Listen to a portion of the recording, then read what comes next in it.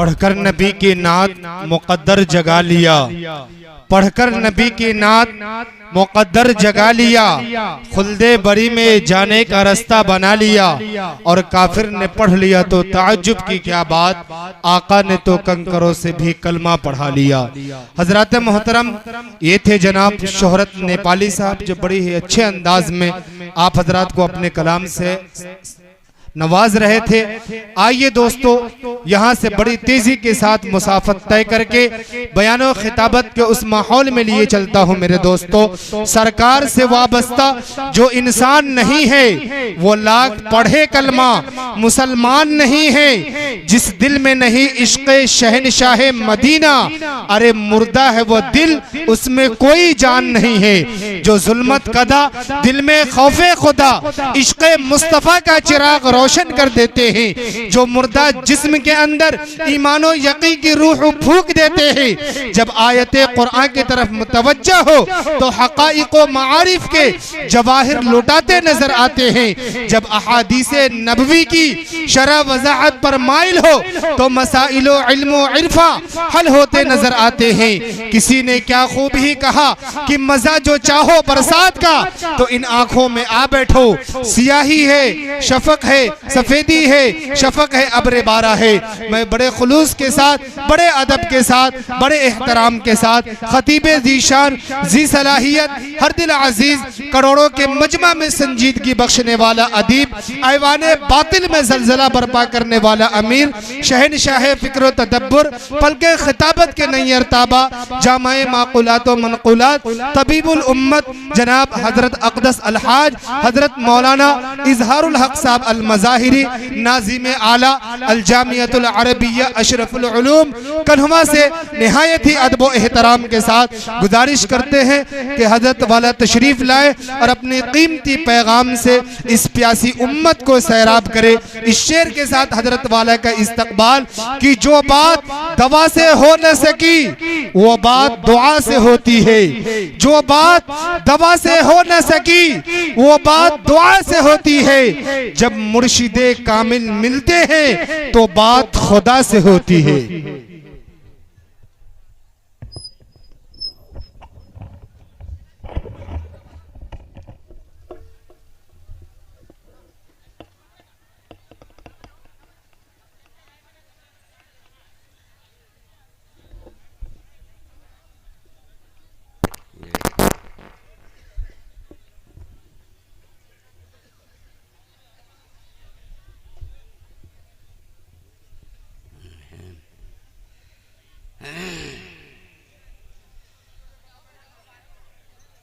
अल्लाहुम्मा सल्लि अला सय्यिदिना मौलाना मुहम्मदिन नबील उम्मी व अला आलिहि व अस्हाबिहि व बारिक व सल्लिम। अल्हम्दुलिल्लाह नहमदुहु व नस्तईनुहु व नस्तगफिरुहु व नु'मिनु बिहि व नतवक्कलु अलैहि व नऊज़ु बिल्लाहि मिन शुरूरि अनफुसिना व मिन सय्यिआति अअमालिना। मन यहदिहिल्लाहु फला मुदिल्ल लहु व मन युद्लिलहु फला हादिय लहु व नशहदु अन ला इलाहा इल्लल्लाहु वहदहु ला शरीक लहु व ला निद्द लहु व ला मिस्ल लहु व ला मिसाल लहु व नशहदु अन्न सय्यदना व मौलाना मुहम्मदन अब्दुहु व रसूलुहु सल्लल्लाहु तआला अलैहि व अला आलिहि व सहबिहि व सल्लम वसल्लम तस्लीमन कसीरन कसीरा। अम्मा बअद फ़अऊज़ु बिल्लाहि मिनश शैतानिर रजीम। बिस्मिल्लाहिर रहमानिर रहीम। युरीदुल्लाहु बिकुमुल युस्र वला युरीदु बिकुमुल उस्र। सदक़ल्लाहु मौलानल अज़ीम। वक़ाल नबी सल्लल्लाहु तआला अलैहि वसल्लम अद्दीनु युस्रुन। वक़ाल अलैहि सलातु वस्सलाम यस्सिरू वला तुअस्सिरू औ कमा क़ाल अलैहि सलातु वस्सलाम। हज़रात उलमाए किराम, मेरे मुहतरम बुजुर्गों, दोस्तों, इस्लामी ख़वातीन माँ बहनों, हमारे वो अहबाब, वो नौजवान, वो हमारे काबिल एहतराम बुजुर्ग जिनके दिलों में अल्लाह पाक ने ये दीनी जज्बा बेदार फरमाया कि इस्लाह मुआशरा के उन्वान से एक इजलास कायम हो जाए, कॉन्फ्रेंस हो जाए। अल्लाह पाक उनके इन जज्बात को कबूल फरमाए और ये होने वाली जो ये कॉन्फ्रेंस है, इस्लाह मुआशरा, ये इजलास, अल्लाह इसको बेहद कबूल फरमाए। लॉकडाउन के ज़माने में सारे लोग मुरझाए हुए, मदारिस के तलबा अलग, मकातिब के बच्चे और बच्चियां अलग, और सारे मुसलमान मायूसी की ज़िंदगी, पज़मुर्दगी की ज़िंदगी गुजार रहे थे। लॉकडाउन अल्लाह पाक ने ख़त्म कराया। अल्लाह पाक हमेशा के लिए लॉकडाउन को ख़त्म कर दें। कोरोना वायरस जिसकी वजह से इस तरह के हालात पेश आते हैं, अल्लाह उस मर्ज ही से हमको और आपको, पूरी उम्मत को नजात दे दे। बड़े हालात ख़राब हुए। ये बहुत सारे बच्चे लाइन से बेलाइन हो गए, बहुत से ने तालीमी लाइन ही को खैरबाद कह दिया। ये हम लोगों ने इंडिया में भी जो मदरसे खुले हैं और अपने यहाँ नेपाल में भी जो मदरसे खुले हैं, वो अंदाज़ा लगा रहे हैं कि बच्चे हाफ हो चुके हैं। साफ तो नहीं हुए हैं मगर हाफ ज़रूर हो चुके हैं। अब क्या किया जाए, अल्लाह की तरफ से हालात हैं। सब्र है, आजमाइश है, इम्तहान है, आजमाइश है। अल्लाह से उनका फजल मांगना है। हालात आते हैं तो सब्र भी करना है। जो लोग उकता गए थे, लगता है कि ये अपने इस्लामाबाद की तरफ से नौजवानों और बुजुर्गों की तरफ से ऐलान हुआ और कोई लंबी तैयारी भी नहीं हुई और इतना बड़ा मजमा जमा हो गया। ये माशाल्लाह ये दीनी जज्बा है। प्यासी उम्मत उम्मत प्यासी है। इनको दीनी सहराबी चाहिए, रूहानी इल्मी फैज़ इनको चाहिए, जिससे इनके दिलों में ज़िंदगी आए और ईमान ताज़ा हो और रूहानियत इनकी ज़िंदा हो। और फिर अल्लाह पाक इनके अंदर ऊंचे से ऊंचे दीनी जज्बात को पैदा फरमा कर फिर अल्लाह पाक इनसे ऊंचा से ऊंचा काम ले। दोस्तों और बुजुर्गों, सारे अकाबिर फिक्रमंद हैं। इंडिया में मुस्लिम पर्सनल्लाह के तहत इस्लाह मुआशरा के उसके शोबे से एक अहम मीटिंग हुई और उसमें ये बात आई कि मुआशरा के अंदर इस्लाह, ख़ास तौर पर आसान और मसनून निकाह, आसान और मसनून निकाह को रिवाज दिया जाए। निकाह आसान से आसान बनाया जाए, मसनून तरीक़े पर निकाह के काम को अंजाम दिया जाए। इसके लिए हमारे उलमा अकाबिर बुजुर्गों ने सर जोड़कर मशवरा किया है और कुछ तजवीज़ें पास की।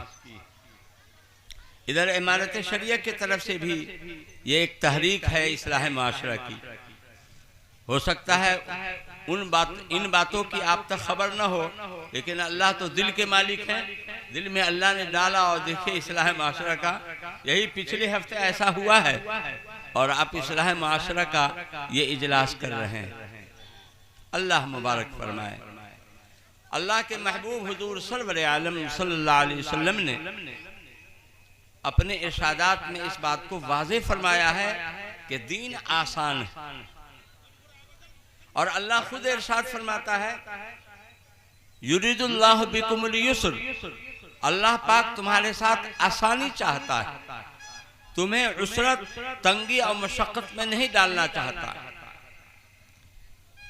दीन हर तरह से आसान है, अकायद के एतबार से आसान है, इबादत के एतबार से आसान है, मामला माशरा के एतबार से आसान है।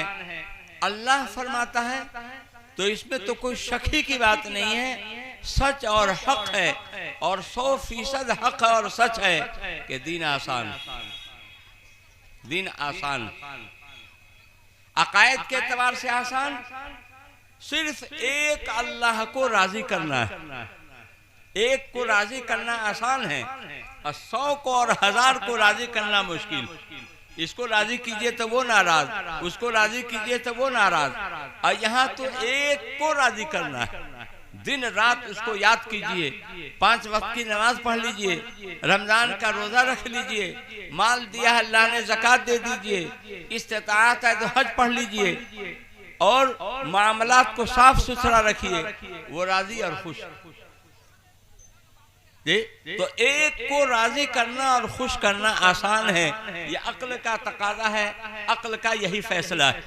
और 100 को और 1000 को राजी करना, आपके इस्लामाबाद में 1000 आदमी, 1000 को खुश नहीं कर सकते हैं आप, लेकिन एक हजरत मौलाना मुहिद्दीन साहब को राजी करना है, या हमरे हाफिज सलाहुद्दीन साहब को राजी करना है, या हाजी ज़हूरे साहब को एक को राजी करना है, तो आसानी से राजी कर लीजिएगा।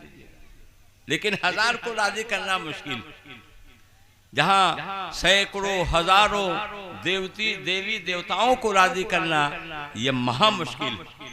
और अपने यहाँ तो सिर्फ एक को राजी कर लेना है, जो सारी कायनात का खालिक व मालिक है, आसमान जमीन और इसके अंदर की मखलूकात, ये सारी कायनात का जो मालिक है, खालिक है, राज़िक है, रज़्ज़ाक़ है, कहते चले जाइए, उसी को राजी करना है।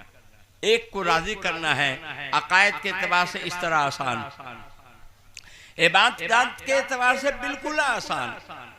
नमाज आसान है, रोजा आसान है, ये सब आसान है।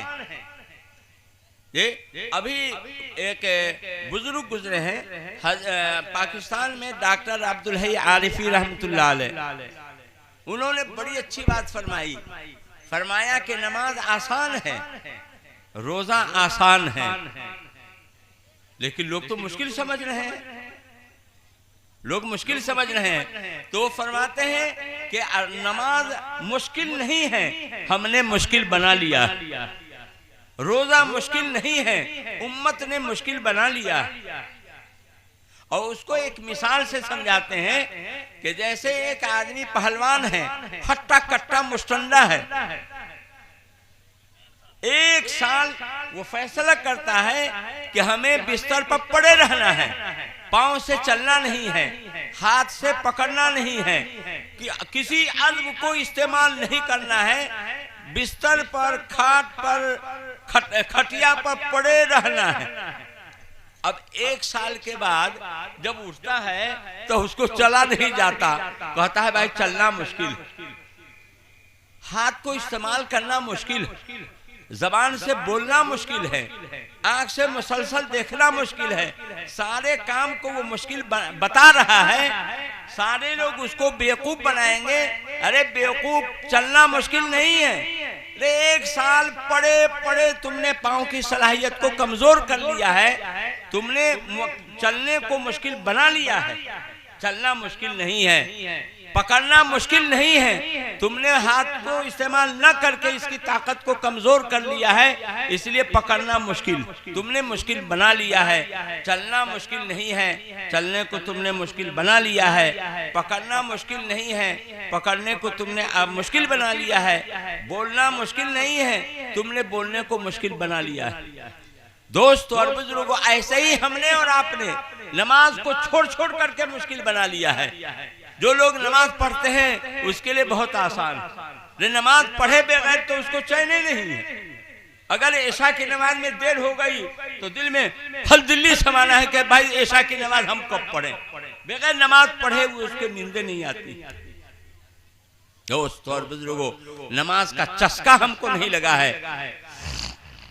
नमाज से जो इश्क़ मोहब्बत होनी चाहिए नहीं। अल्लाह के महबूब हुजूर सल्लल्लाहु अलैहि वसल्लम ने इरशाद फरमाया, कुर्रतु ऐनी फिस्सलाह, मेरे आंखों की ठंडक नमाज में है। आका सल्लल्लाहु अलैहि वसल्लम फरमा रहे हैं कि मेरे आंखों की ठंडक नमाज में है। आप अपने लड़के को देखते हैं, आपकी जो है आंख ठंडी होती है। अच्छे मकान को देखते हैं तो आपकी आंख ठंडी होती है। अच्छी तिजारत है, उसको देख करके आपकी आंख ठंडी होती है। आका सल्लल्लाहु अलैहि वसल्लम के आंख को ठंडक मिल रही है नमाज। ये अभी हमारे इसी हिंदुस्तान में एक बुजुर्ग हैं हजरत शाह फजल रहमा गंज मुरादाबादी रहमतुल्लाह अलैह, वो वैसे जमाना।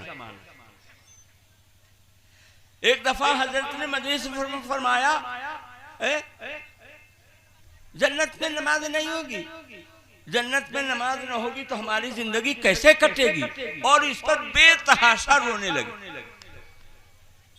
लोगों ने अर्ज किया कि हजरत जन्नत में नमाज काहे के लिए होगी, जन्नत तो आमाले सालिहा के अजर सवाब के पाने की जगह है, राहत तो आराम करने की जगह है, ये वहां नमाज काहे के लिए होगी, रोजा काहे के लिए होगा। तो हजरत ने फरमाया कि जन्नत में वो अजीब वजद में थे और वो दूसरी दुनिया में थे इस्तिग़राक़ में। इस्तिग़राक़ी जब कैफियत होती है बुजुर्गों पर तो अजीब हालत होती है उनकी। हजरत शाह अहमद साहब प्रतापगढ़ी रहमतुल्लाह अलैह की खिदमत में वो आलमे इस्तिग़राक़ में थे। हजरत अली मियां नदी रहमतुल्लाह अलैह पहुंचे, दुआ सलाम के बाद हजरत ने पूछा कौन, तो अली मियां। कौन अली मियां, कौन अली मियां? हजरत मंजूर नुमानी कौन है आप? मंजूर। कौन मंजूर? इस्तिग़राक़ की कैफियत होती है जी, वो एक अल्लाह की याद में, अल्लाह के जिक्र में वो ऐसे खोए हुए होते हैं कि बिल्कुल करीबी आदमी के तरफ भी ज़हन नहीं जाता है, क्योंकि ज़हन उधर लगा हुआ है, अल्लाह उधर लगा हुआ है, दोनों दिमाग में वही बसे हुए हैं, इसलिए दूसरी तरफ ज़हन नहीं जाता है। तो हजरत शाह फजल रहमा गंज मुरादाबादी रहमतुल्लाह अलैह ने रोते हुए फरमाया हा जन्नत में नमाज नहीं होगी, हमारी जिंदगी कैसे कटे। तो मैंने अर्ज किया कि नमाज मुश्किल नहीं है, हमने नमाज को छोड़ छोड़ करके मुश्किल बना लिया है। रोजा रखना मुश्किल नहीं है, रोजा को छोड़ छोड़ करके हमने मुश्किल बना लिया है। एक आदमी कुल्हाड़ी चलाता है, कुल्हाड़ी चलाना आसान है, चुटकी का खेल है, जैसे बच्चे खेलते हैं ऐसे ही कुल्हाड़ी चलाना उसके लिए खेल है। और हम जैसा आदमी कुल्हाड़ी 2 मिनट में चलाए तो खटिया खड़ी हो जाए, हकसक ये पसीने पसीने हो जाए। कुल्हाड़ी चलाते चलाते उसके लिए कुल्हाड़ी चलाना आसान है और बिल्कुल मामूली काम, कुदाल चलाना बिल्कुल मामूली और आसान काम। हम मौलाना लोगों के लिए बहुत मुश्किल। अब मौलाना लोग जो काम कर रहे हैं आपके लिए मुश्किल। ये दरसी किताब कोई रख दी जाए, कुरान पाक रख दिया जाए, अजा सूरह फातिहा का तर्जुमा सुनाइए, सूरह फातिहा की तफसीर कीजिए, सूरह फातिहा पूरे कुरान का खुलासा है, बतलाइए कैसे है। नहीं होगा। जो काम इनसे होगा वो आपसे नहीं होगा, और आपसे जो काम हो रहा है वो हमसे इसीलिए नहीं होगा कि हम करते नहीं। हम भी मैदान में उतर जाएं कि भाई हमको कुल्हाड़ी चलाना है, करते कराते आदत हो जाएगी, आसान हो जाएगा। तो दोस्तों और बुजुर्गों, हजरत मौलाना डॉक्टर अब्दुल हई आरिफी रहमतुल्लाह ने लिखा कि जैसे वो पहलवान अपाहज बन करके 1 साल बिस्तर पर पड़ा रह गया, न चला न फिरा, न हाथ को इस्तेमाल किया, न जबान को इस्तेमाल किया, न आँख को इस्तेमाल किया, और 1 साल के बाद सारे काम को मुश्किल बताता है। मुश्किल है नहीं, उसने मुश्किल बना लिया है। ऐसी उम्मत ने नमाज को छोड़कर, रोजे को छोड़कर, ज़कात को छोड़कर, हज को छोड़कर, इन चीजों को छोड़ करके इसने मुश्किल बना लिया। और आका सल्लल्लाहु अलैहि वसल्लम जब इरशाद फरमा रहे हैं कि दीन आसान है, आप अस्दकुस सादिकीन हैं, सब सच्चों में आप सच्चे हैं, आपसे बढ़कर कोई सच्चा नहीं हो सकता। आप फरमा रहे हैं कि दीन आसान है, तो दीन के अंदर दिक्कत और दुश्वारी और मुश्किल दीन कहां से हो सकता है। आपने खुद फरमाया यस्सिरू वला तुअस्सिरू, दीन को आसान बना करके पेश करो, मुश्किल बनाकर मत पेश करो। मुश्किल बना करके पेश करोगे लोग बिदक जाएंगे, नफरत करेंगे, ना हमसे ये बोझ नहीं उठेगा। और दीन को आसान बना करके पेश करोगे, लोगों को रगबत होगी, शौक होगा, दीन के तरफ लपकेंगे और दीन पर अमल करेंगे। अच्छा साहब, एक आदमी है जो कहता है मौलाना साहब हमको तो कुछ याद ही नहीं है, नमाज हम कैसे पढ़ें? ये तो हम लोग उसको कहते हैं भाई नमाज आसान न है। रे नमाज में 6 काम जरूरी है। अब 5 काम आप जानते ही हैं, एक काम न रह गया। ये आसान बनाकर पेश करने की सूरत। अब खड़ा तो हो सकते हैं, तो हाँ खड़ा हो सकते हैं। रुकू तो कर सकते हैं, तो हाँ रुकू भी कर लेंगे। सजदा कर सकते हैं तो जी सजदा वो कर लेंगे। अरे बैठ सकते हैं तो बैठ भी लेंगे। तो सब तो आइए गया, अरे सब काम आइए नहीं गया, खाली पढ़ना रह गया। तो थोड़ा थोड़ा पढ़िएगा तो हो जाएगा। यह आसान। नमाज हर कोई पढ़ सकता है। ये हमारी माँ बहनों के लिए नमाज और मुश्किल।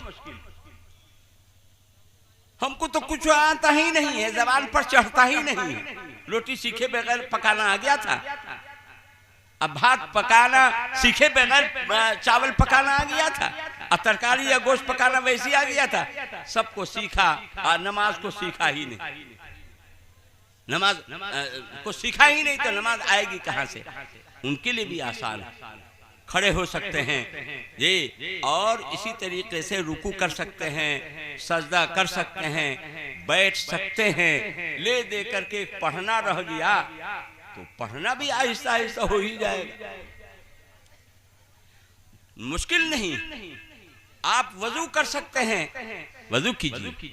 नहीं कर सकते हैं, वजू करने से खांसी तेज होती है, आप उलमा से पूछ लीजिए, तयम्मुम करके नमाज पढ़िए।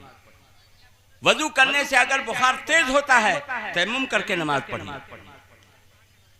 बैठने से, हरकत करने से तकलीफ होती है, आप लेटे लेटे पढ़ लीजिए, मगर पढ़िए तो सही। तय तो कीजिए कि हमें पढ़ना, हमें पढ़ना। दोस्तों और बुजुर्गों, हम कहाँ चले गए? हम कैसे गुलाम हैं आका मौला हुजूर सरवर आलम सल्लल्लाहु ताला अलैहि वसल्लम के? हम कैसे गुलाम? किस मुंह से हम कहें कि हम गुलाम?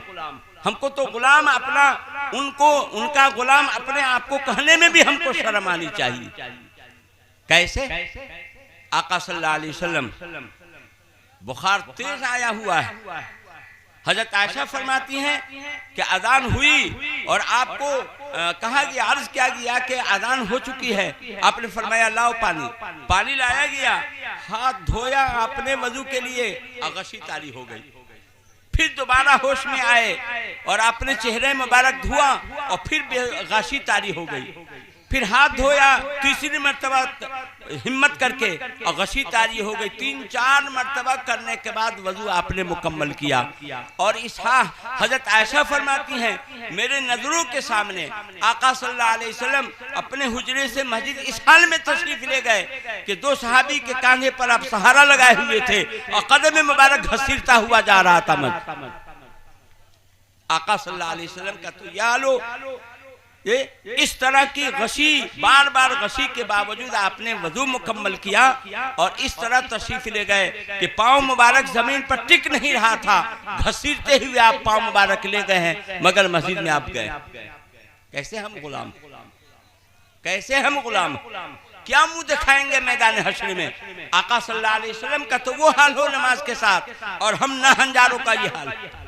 ठाठ की जिंदगी है, ऐशो आराम की जिंदगी है, अच्छा मकान है, अल्लाह ने दौलत तो सरवत दिया है और बीवी बच्चे हैं, सारी नेमतों की रेल पेल है। इस माहौल में भी हम नमाज नहीं पढ़ते। किस मुंह से हम जो है आका सल्लल्लाहु अलैहि वसल्लम के सामने हो? तो मैंने अर्ज किया कि दीन आसान है। आका फरमा रहे हैं, अल्लाह इरशाद फरमा रहा है, दिन मुश्किल कहां से हो जाएगा? दिन हरगिज हरगिज मुश्किल नहीं है, आसान।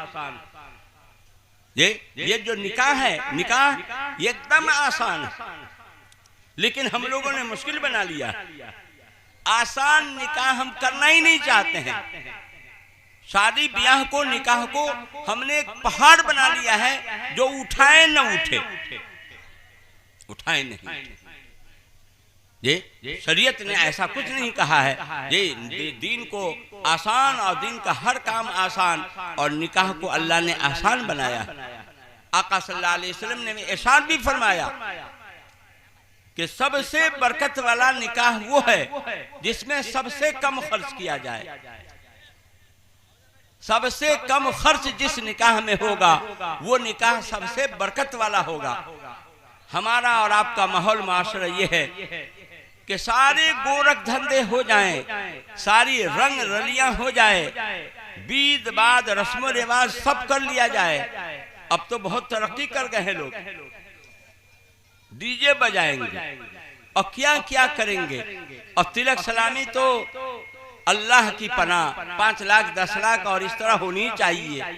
ये सब गोरख धंधे काले धंधे कर लेंगे और चाहेंगे कोई भारी भरकम मौलाना से निकाह पढ़ा ले और सब पाप कट जाएगा। इसे हजरत मां मोहिउद्दीन साहब को बुला लिया जाए, हजरत मां अब्दुल मन्नान साहब को बुला लिया जाए, ये भारी भरकम कोई मौलाना को बुला करके निकाह पढ़ा लिया जाए और सब पाप कट जाएगा। पाप कटेगा ऐसे। इसलिए दोस्तों और बुजुर्गों, हमारे बड़े अकाबिर ये सब जो है फिक्रमंद हैं कि निकाह के सिलसिले में उम्मत को आगाह किया जाए, उम्मत को कैसे काबू में किया जाए और ये सारे खुराफात और ये तिलक सलामी की नहूसत उम्मत से कैसे खत्म। तिलक सलामी की वजह से बड़ी खराबियां पैदा हो रही हैं। बहुत सारी मुस्लिम लड़कियां आए दिन अखबार में आ रहा है कि गैरों के साथ जा रही है, उम्र होती जा रही है, शादी नहीं हो रही है, उसके कदम फिसल रहे हैं। कोई लड़का की शादी को टाल रहा है। एक जगह से ऑफर आया 2 लाख, दूसरी जगह से आया 4 लाख, तीसरी जगह से आया 6 लाख। अभी इंतजारे में है कि बाछा का दाम और बढ़ेगा तब जो है इसकी शादी करेंगे। जहन में रखिए, तिलक सलामी ये सरासर रिश्वत है, रिश्वत हराम है, हराम। उसी दिन हजरत मां अब्दुल मन्नान साहब, हम लोग एक निकाह में थे, मौलाना की बात हुई। मौलाना ने फरमाया और काजी मुजाहिदुल इस्लाम साहब रहमतुल्लाह अलैह के कौल को नकल किया कि निकाह से पहले तलब के बाद रकम मिले या तलब से पहले मिले, दोनों हराम। निकाह से पहले मांगने से मिले या बगैर मांगे मिले, दोनों हराम। और निकाह के बाद मांगे तो हराम और खुद से कोई देता है ससुराल वाला तो जायज। या मां अब्दुल मन्नान साहब, मैं रवायत कर रहा हूँ मां अब्दुल मन्नान साहब से, अब वो रवायत कर रहे हैं काजी मुजाहिदुल इस्लाम साहब से। काजी मुजाहिदुल इस्लाम साहब रहमतुल्लाह अलैह तो काज़िल क़ुज़ात थे, ये वो फरमा रहे हैं कि निकाह से पहले मांगने से मिले या बगैर मांगे मिले, दोनों हराम। रिश्वत हराम। तिलक सलामी रिश्वत है, रिश्वत। कैसे रिश्वत है साहब? आप कहे कि मौलाना फी नमाज 50 रुपया दीजिएगा तो मैं नमाज पढ़ूंगा, रिश्वत है। रे नमाज आप पर फर्ज है, फर्ज को चुकाने के लिए आप पैसा मांगे, यही तो रिश्वत। हुकाम अफसरान जो पैसा लेते हैं अलग से, उसको आप रिश्वत कहते हैं। क्यों साहब? वो तो बात तनख्वाह है, सरकारी मुलाजिम है, सरकार के तरफ से उनको तनख्वाह मिल रही है और उसके अलावा पैसे का मुतालबा करें। साइन जब करेंगे तो 5000 लाओ, वो भले वो नाम रखे सलामी, ये लेकिन आप इसको रिश्वत कहते हैं कि उस पर तो हक वाजिब है। दरखास्त को पास करें, इसको पास करें, उसको पास करें, इसी की तो वो तनख्वाह ले रहे हैं और उसके अलावा मांग रहे हैं, ये रिश्वत। लड़का की शादी आपके जिम्मे एक फर्ज है, फर्ज। आपके जिम्मे बच्चों के 3 ही फर्ज हैं। अच्छा नाम रखिए पैदा होने पर और उसकी तालीम और तरबियत अच्छी कीजिए और बालिग हो जाए तो शादी कर दीजिए। हर माँ बाप के जिम्मे यही 3 हक। लड़का की शादी आपके जिम्मे फर्ज है। उस फर्ज को चुकाने के लिए आप कहते हैं शादी तो करेंगे आपके यहाँ, मगर 5 लाख देना होगा, 10 लाख देना होगा, ऐसी वैसी जो है गाड़ी देनी होगी और एक फहरिस्त होते हैं, मुतालबात की फहरिस्त होती है, ये सब देना होगा। अब और भोज में ऐसा वैसा खिलाना पड़ेगा। ये सब रिश्वत में आ जाएगा। फर्ज को चुकाने के लिए आप पैसे का मुतालबा करेंगे तो ये सलामी और यही रिश्वत है, रिश्वत। अल्लामा शामी रहमतुल्लाह अलैह ने अपने ज़माने के हालात को नकल किया है कि उनके ज़माने में लड़की वाले की तरफ से मुतालबा होता था आज भी सऊदी अरब में जिसके पास लड़की है वो यहाँ लड़के वाले जो है मालदार हैं, तिलक सलामी ले ले करके, और वहाँ लड़की वाले की तरफ से मुतालबा होता है। अल्लामा शामी रहमतुल्लाह अलैह के जमाना में लड़की वाले की तरफ से मुतालबा होता था कि इतने पैसे दो तो हम अपनी लड़की तुमसे ब्याहेंगे, और नहीं दोगे तो नहीं ब्याहेंगे। अल्लामा शामी रहमतुल्लाह ने लिखा है कि ये सलामी जो है ये रिश्वत है, रिश्वत। लड़की वाले की तरफ से कोई मुतालबा हो जैसा कि उनके जमाने में था, ये रिश्वत है, और लड़के की तरफ से मुतालबा हो ये रिश्वत। ये जो आप 5 लाख मांग रहे हैं, क्यों मांग रहे हैं आप? आपने कमा करके रखा है का? ये आपने कमा करके लड़की वाले के यहाँ रखा है, किस बिना पर हम मांग रहे हैं? इसी बिना पर ना कि हम अपने लड़के की शादी तुम्हारे करेंगे इस शर्त पर के 5 लाख दो, तो उसकी शादी तो आपके जिम्मे फर्ज है, उस फर्ज को चुकाने के लिए पैसा का मुतालबा कर रहे हैं, ये सरासर रिश्वत है, रिश्वत। और राशि वल मुर्तशी किलाहुमा फिन्नार, रिश्वत लेने वाले और देने वाले दोनों जहन्नमी। लड़की वाले किसी दर्जे में मजबूर भी हो जाते हैं, लेकिन लड़के वाले को क्या मजबूरी है? लड़के वाले को क्या मजबूरी है? दोस्तों, तिलक और सलामी ये बहुत बड़ी नहुसत है। मौलाना साहब ने, हाजी साहब ने, काजी साहब ने, और मुखिया सरपंच साहब ने, कोई साहब अगर इस तरह लेते हैं तो इसके लेने से जायज नहीं हो जाएगा। मौलवी नमाज नहीं पढ़ते हैं तो इसका मतलब है कि नमाज फर्ज नहीं। रोजा नहीं रखता है कोई हाजी साहब, काजी साहब, तो रोजा फर्ज ही नहीं है। ना, रोजा और नमाज जैसे फर्ज है, किसी के छोड़ने से फर्जियत खत्म नहीं होती है। ये हराम हराम और हलाल हलाल है, ऐसे ही आप समझें कि तिलक सलामी हराम है, हराम, बड़े लें या छोटे लें, ये हराम है, इससे बचना चाहिए। अभी आपको नहीं समझ में आ रहा है, लेकिन मैदान हश्र में जब हिसाब देना होगा तो आपको समझ में आएगा।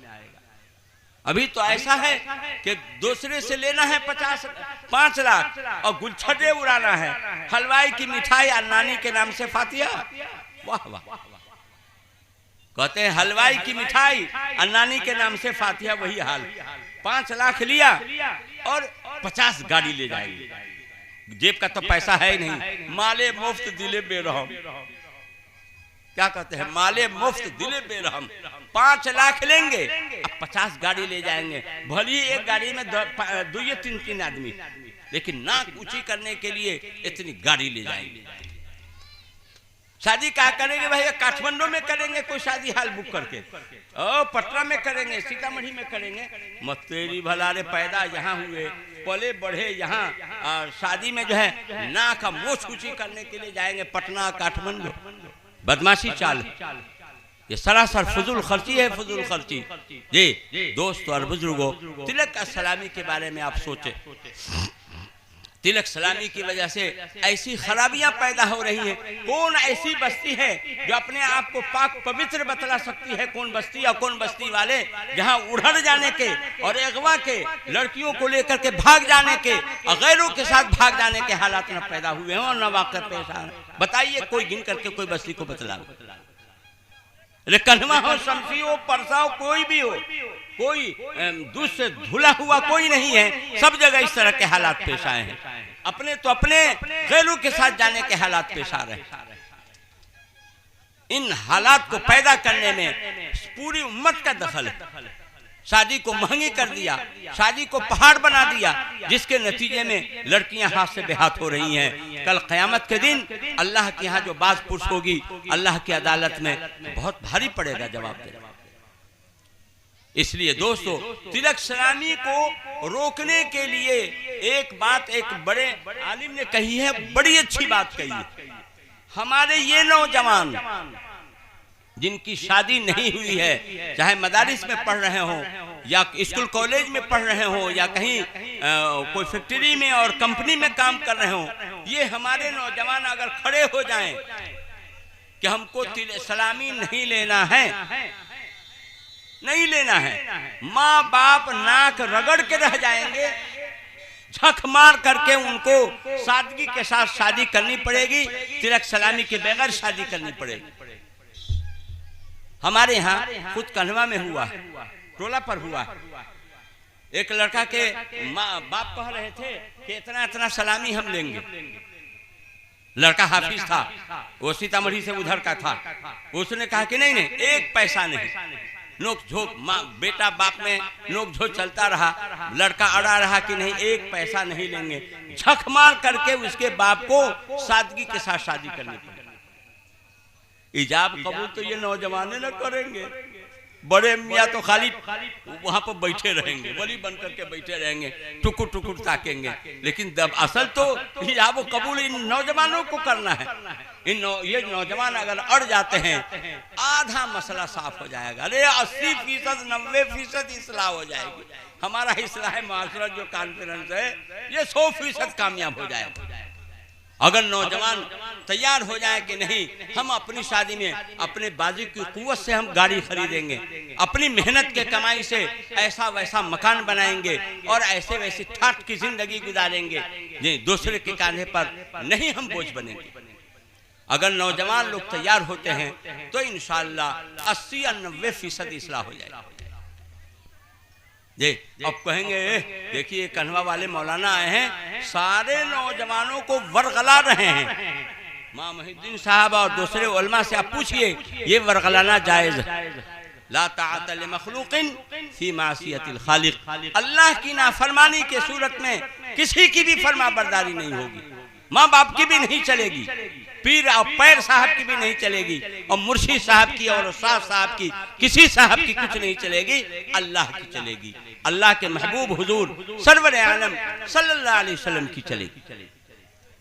ये वरगलाना नहीं है, ये सही राह दिखाना है नौजवानों को, ताकि उनके माँ बाप अगर चाह रहे हो कि बादशाह है 5 लाख 10 लाख 25 लाख में इसको बेचना है, उनके सारे स्कीमों को फेल कर दे ये नौजवान, अल्लाह के यहाँ बहुत बड़ा अज्र मिलेगा, इनको सवाब मिलेगा, अल्लाह के यहाँ इनको सुरखुरी हासिल हो।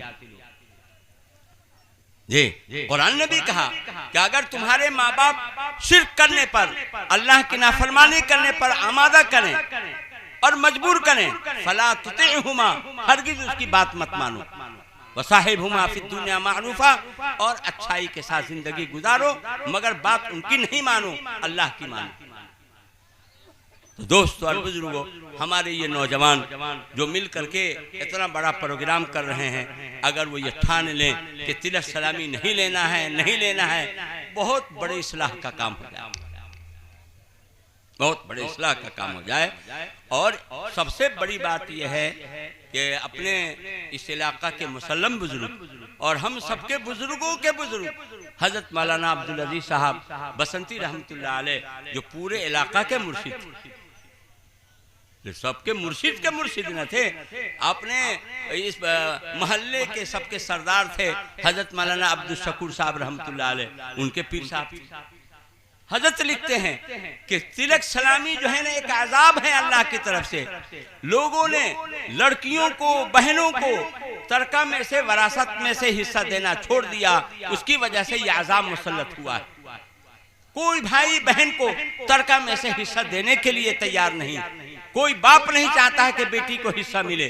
जी बेटे के हिस्से को, बेटी के हिस्से को खत्म, बहनों के हिस्से को आपने खत्म कर दिया, उसकी वजह से अल्लाह के हुक्म को आपने तोड़ा है, अल्लाह की तरफ से आज़ाब मुसल्लत हो गया। ये आज़ाब जब ही टलेगा जब आप बहनों को हिस्सा देना शुरू कर दें, बेटियों को हिस्सा देना शुरू कर दें, तभी आज़ाब टल सकता है। हजरत ने एक तजवीज़ लिखी है, हजरत लिखते हैं, रस्म शादी किताब का नाम है और अरबी नाम है खिताब अब्दुल अजीज बजनाब अहले तमीज। यह हजरत थानवी अलैहिस्सलाम का रखा हुआ नाम और उर्फी नाम है रस्म शादी। हजरत उसमें लिखते हैं कि लड़की वाला वसीयतनामा तैयार करे। वसीयतनामा का मजमून होगा, मैं वसीयत करता हूं अपने वारिसीन को, मेरे मरने के बाद मेरे लड़की का मेरे तरका में से जो हिस्सा हो कुरान हदीस की रोशनी में वो उसको दिया जाए। अगर नहीं दिया जाएगा तो कल क़यामत के दिन मैं बरी हूँगा, अपने इन वारिसीन का दामन पकड़ूंगा। इसकी 2 कापी बनाए, एक कापी बेटी दामाद को दे दे और एक कापी अपने पास रखे और उस पर 2 गवाह भी बना ले। यह है तरीका। यह शख्स जो मरेगा अब उसके अगर वारिसीन उसके बेटियों को हिस्सा देते हैं तो ठीक, और नहीं देते हैं तो ये शख्स तो अल्लाह के यहाँ बरी हो जाएगा, ये तो वसीयत करके गया, मरने के बाद तो इसका कुछ इख्तियार नहीं रहा, पकड़े जाएंगे इसके वारिसीन। ये एक तरीका है। आप कहेंगे कि नेपाल में तो लड़की का बहन का तो हिस्सा है नहीं, अल्लाह के यहाँ ये जवाब भी नहीं चलेगा। नए आइन में हो गया है, वाह रे वाह, वाह रे वाह, हो गया है माशाल्लाह। मौलाना बतला रहे हैं कि हो गया है। तो ये नहीं देखिए कि हम नेपाल में रहें कि कहीं भी रहें, हम मुसलमान हैं। जहां तक हो सकेगा अल्लाह के कानून को हम अपने ऊपर नाफिज करेंगे, दूसरों पर नहीं कर सकते हैं। नमाज हम खुद पढ़ सकते हैं, पढ़ेंगे, रोजा रख सकते हैं, रखेंगे, तरका में हिस्सा दे सकते हैं तो देंगे। शरीय तरीके पर शरीय जो हिस्सा होता है वो हम देंगे ताकि अल्लाह के हम सुरखुरू हों, अल्लाह के उन किताबुल्लाह के उन आयात पर हमारा अमल हो जिन आयात में अल्लाह पाक ने वरासत का तरका का मसला बयान फरमाया। ये पूरी एक सूरत ही सूरतुन निसा है। जी उलमा लिखते हैं कि कुरान में कहीं भी सूरतुर रिजाल नहीं है और मर्दों की सूरत, लेकिन औरतों के नाम से एक मुस्तकिल सूरत है सूरतुन निसा, और उसमें वरासत का मसला बड़े वाज़े अंदाज में बयान किया गया है। तो दोस्तों और बुजुर्गों, तिलक सलामी को आप रुकेगा कैसे, उसकी ये तदबीर हुई। अल्लाह से मांगे भी, और जो बड़े मियाँ हैं जो बेटा वाले हैं वो भी ठंडे दिल से सोचें कि अगर हमने सामने वाले बेटी के लड़का बाप से समझी से होने वाले समझी से अपने रुपया ले लिया है, ये मेरे लिए हराम है। कल क़यामत के दिन अल्लाह के यहाँ बाज़पुरस होगी और तिलक सलामी किसी ने ले लिया हो, अब वो चाहते हैं कि माफी तलाफी हो जाए और आखिरत में न पकड़े जाए, तो उसकी एक ही सूरत क्या है? लड़की वाले जो आपके समझी हैं, आपने 2 लाख 5 लाख जितना आपने रुपया ले लिया है वो आपके लिए तो हराम हुआ, आप पर लौटाना वाजिब है। या तो उस समझी को लौटा दीजिए, एक मुश्त न हो 20-20 हजार 50-50 हजार करके लौटा दीजिए, और न लौटाने की पोजीशन में है तो माफी मांग लीजिए। समझी साहब, आपसे 2 लाख लिया था ना शादी के मौके पर, हमसे गलती हो गई, अल्लाह से हमने तो माफी मांग लिया है जी, लेकिन अल्लाह भी माफ नहीं करेंगे जब तक आप नहीं माफ कीजिए, तो माफ कर दीजिए। ये आसान है। मैदान हश्र में जो खिंचाई होगी और जहन्नम के अंदर डाले जाएंगे, उससे तो अच्छा है ये शर्मिंदगी। आज ही समझी से जो है माफी मांग लीजिए, यह है तो दे दीजिए। एक मुश्त नहीं दे सकते हैं तो किस्तों में किस्त कर करके जो है उसको अदा कर दीजिए, लौटा दीजिए, तभी आपकी खैरियत है। ये समझेगा कि मौलवी है ऐसी टॉटर कर रहा है, हकीकत में बतला रहा हूँ।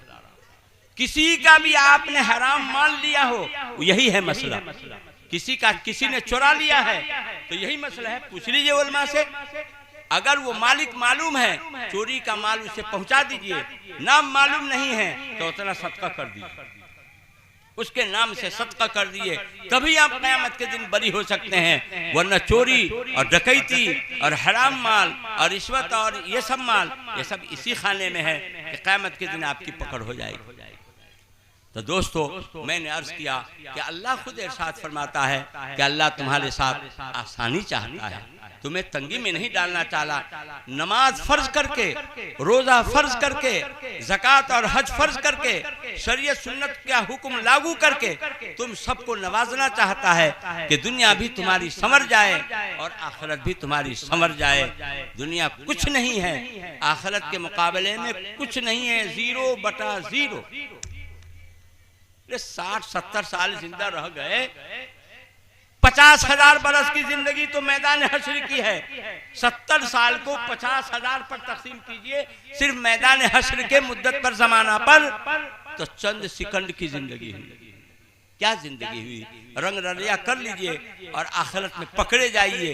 ये कोई अक्लमंदी नहीं, कोई अक्लमंदी नहीं है।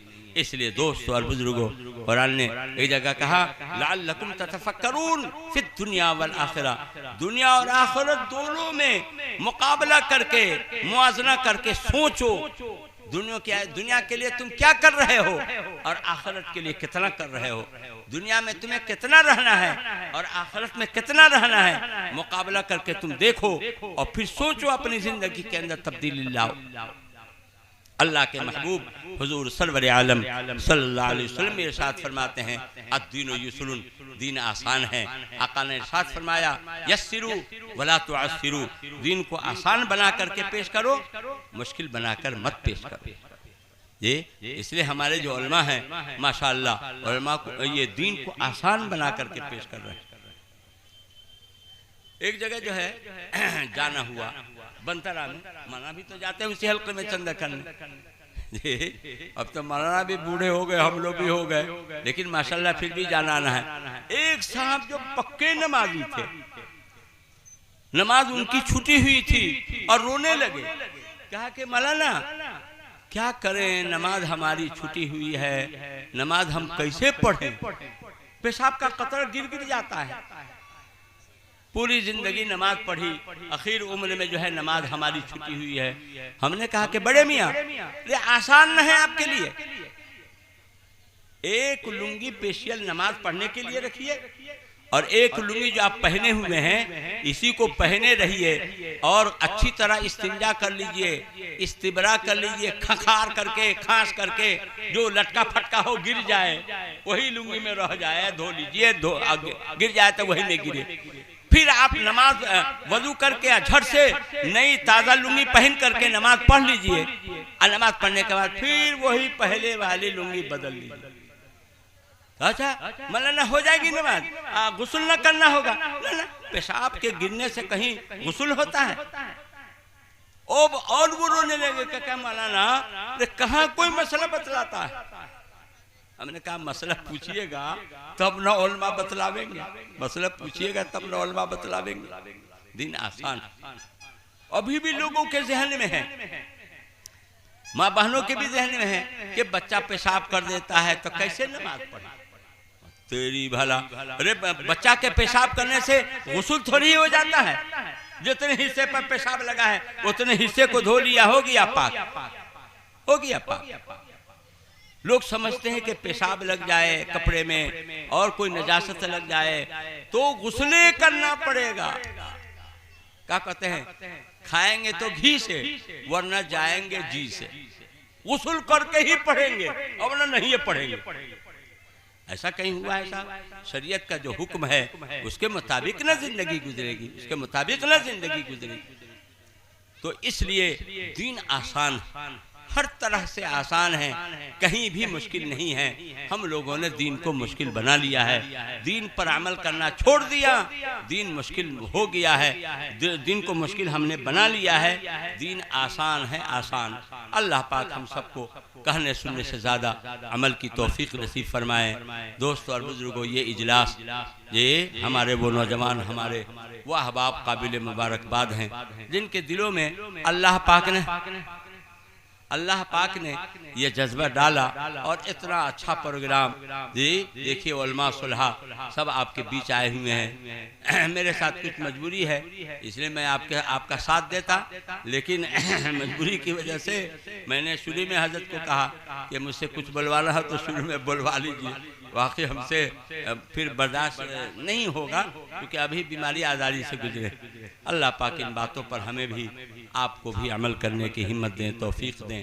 हमारे जिन अहबाब ने अपने माली कुर्बानी देकर इस प्रोग्राम को किया है, अल्लाह उनके जान में माल में बरकत नसीब फरमाए और इस्लाह मुआशरा का अपने इस इजलास को ज़रिया बना ले।